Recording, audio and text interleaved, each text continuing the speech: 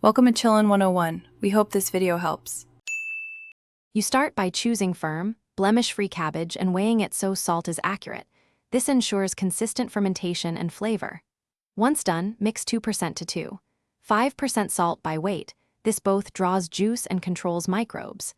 Make the sauerkraut marker now. Write jar ID and start date on a waterproof label and slip a pH strip inside the lid. Doing these first saves confusion later and helps you track progress. Now move directly to shredding and salting. You shred the cabbage thinly to increase surface area.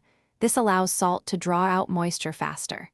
Then evenly distribute the measured salt and massage or pound until you see roughly 0.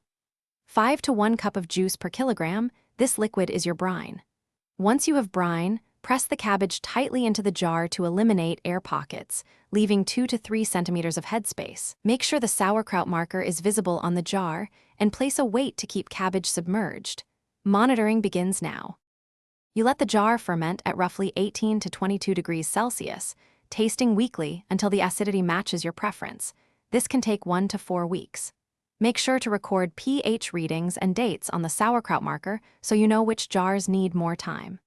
Once you reach the desired sourness, move the jar to refrigeration to slow fermentation. If you see surface mold, skim it and ensure cabbage stays submerged. If you detect a rotten odor rather than tangy sourness, Thanks for watching. Consider subscribing if we helped you.